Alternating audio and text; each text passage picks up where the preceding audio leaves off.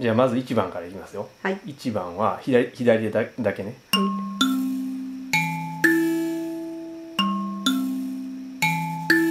これが1番。はい。で2番が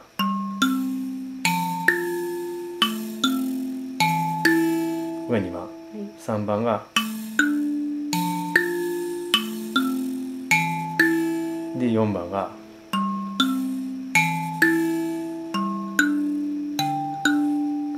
もう一回いきますよ。はい。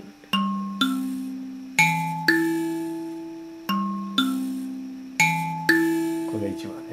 2番が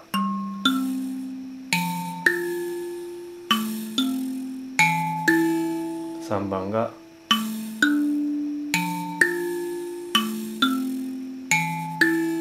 で最後4番が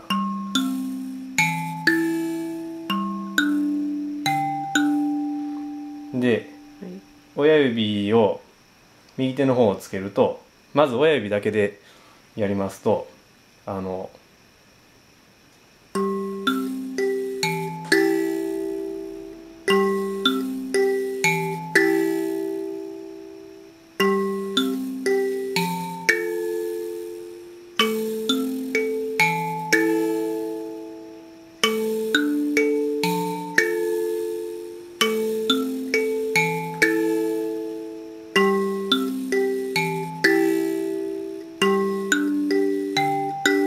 親指だけにするとこんな感じなんですけど、これクシャウダで親指だけ使ってやった時ともうほとんど全く一緒。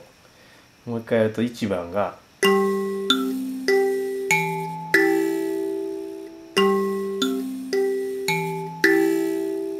2番が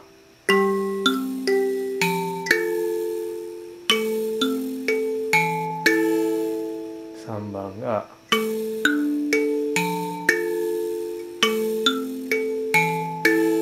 で最後